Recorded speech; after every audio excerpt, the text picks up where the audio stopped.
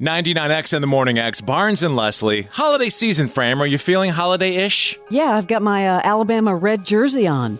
That is not good holiday stuff for a lot of people in these parts.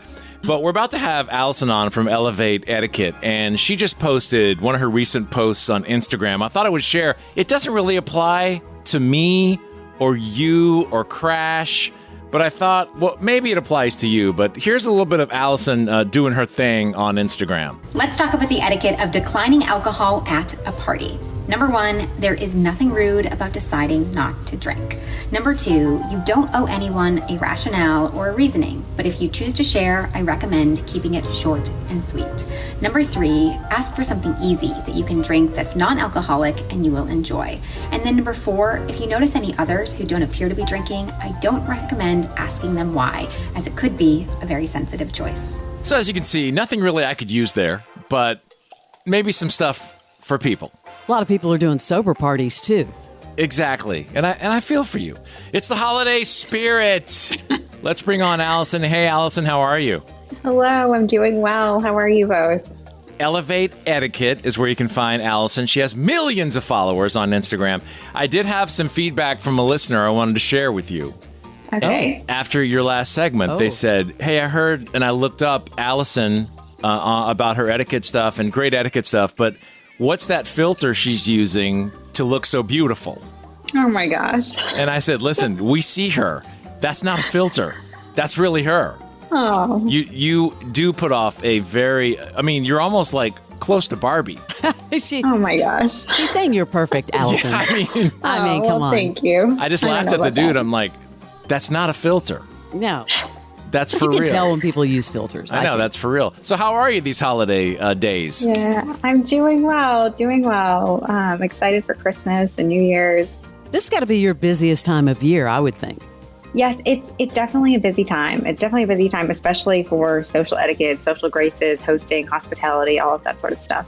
Well, we opened it up to listeners and thought it would be cool to have them send in potential questions to ask you at hi@themorningx.com, and we got a bunch. Great. Yeah, we did. This is from Cindy in Ackworth. This is a great question, by the way. Who do you tip around the holidays and how much? Oh, please tell me. So we talk about tipping all the time, but holidays may be a little different. This is a tough one. It is. And the holidays are a wonderful time to be generous with tipping. And I think there's a couple of factors that you want to consider. So first, you want to think about your budget. No one needs to be spending beyond their budget in order to tip. And then you want to think about the people who are providing services to you, who you're getting services from the most frequently, and then also the extent of your relationship and the duration of your relationship. So people that you may tip would be babysitters, nannies, people who are helping around your home, people at your barbershop, beauty salon. That's a lot of people. It's a lot of people. And I actually want to ask how much because, Barnes, you've met Keisha. Keisha the hair blower? Yeah, it blows out my hair. Yeah, we met Keisha. And I see her almost weekly. Fram, I could train you to blow dry your own hair, Thank FYI. you. I can't do my own hair.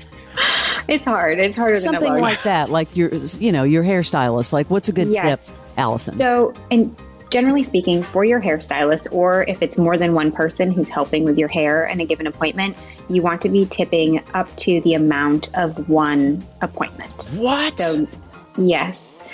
But you always have the option of, instead of a tip, you can also give a gift. And no matter whether you're giving a cash gift or whether you're giving a physical gift, I recommend also giving a card.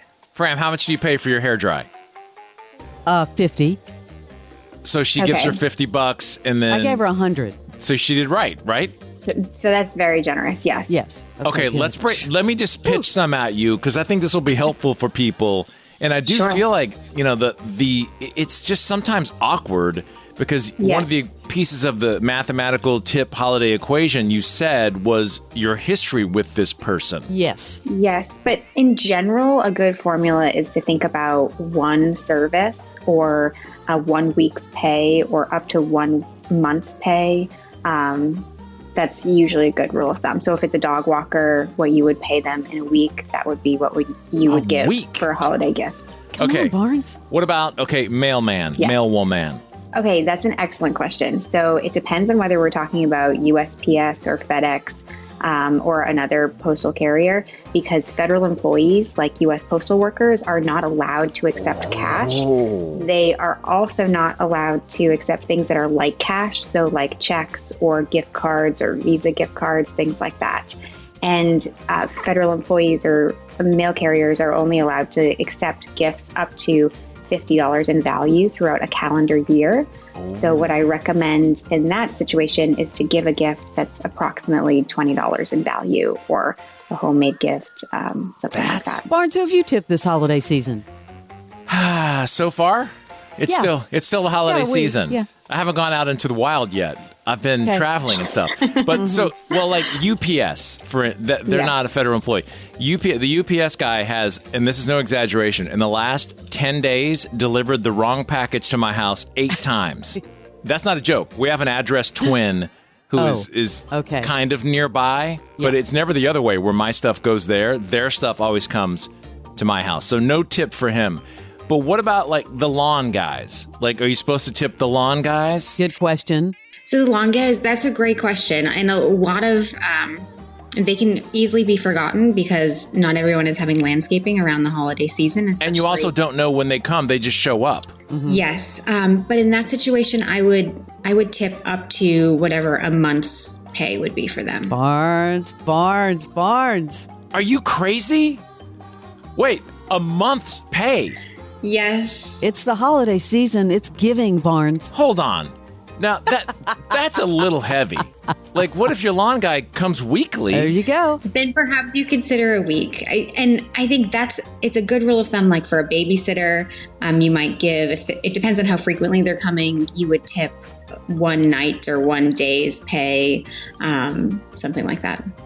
I thought tipping was like falling out of grace. I thought that all of a sudden we had all that tip. Because, right now when you go just get a burrito, they swing the thing around. It starts like at 40%. It's like you're financing a car. I'm just trying to eat lunch. And they swing that iPad around. Okay, there you go, Etiquette. Alison Etiquette from Elevate Etiquette.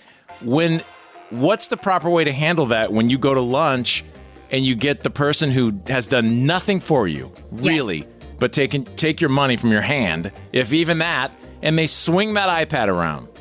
You got to give them a few bucks. So reasonable minds can differ on this. I don't think you need to be tipping 15, 20% as you would if you were at a sit-down restaurant and you're being served. So I think that's I think it's optional. It's generous and it's optional if you feel as though there wasn't any extra effort given and it's just counter service. Well, what about, and Barnes, you've brought this up before when you're at a coffee place, Starbucks or whatever, mom and pop, you kind of feel like, they give you your coffee and then they swing the thing around. It's a little pressure.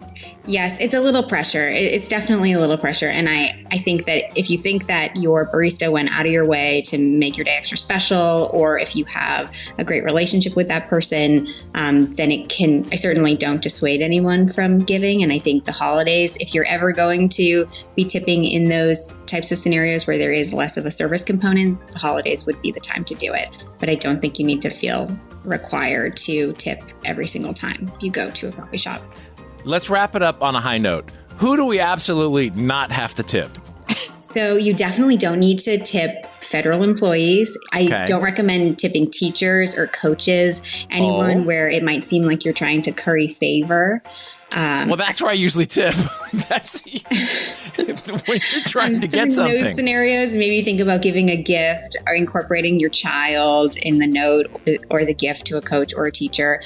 You also generally don't tip medical professionals. Oftentimes, healthcare employees or people who work in nursing homes, they actually have policies where they can't accept tips. But you can give them a gift.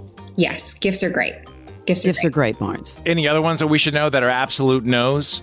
I also wouldn't tip your attorney, financial advisors. Those are others. They don't need the money. All right. You can hunt Alison down, Elevate Etiquette on Instagram. Are you on any other social? Yes, I'm on all the social places at Elevate Etiquette. Everywhere. And then what's your website? It's elevateetiquette.com. Perfect. Always great to have you on. I love this. And listeners, if you have questions for Alison, we'll have her on again. Yes. So just keep them coming at hi@themorningx.com. Have a great holiday time over the next couple of weeks, Alison. Thank you. Great to be with you both, and thank you for having me. Thank you so much. Yeah, Absolutely. Barnes, next time we'll have her on and we'll talk about returning gifts. Sounds great. What do you mean? Oh, return. Kidding. And Fram, let me know if you want to tip me. I've been carrying you this whole year. All right. This is the original. It's 99X.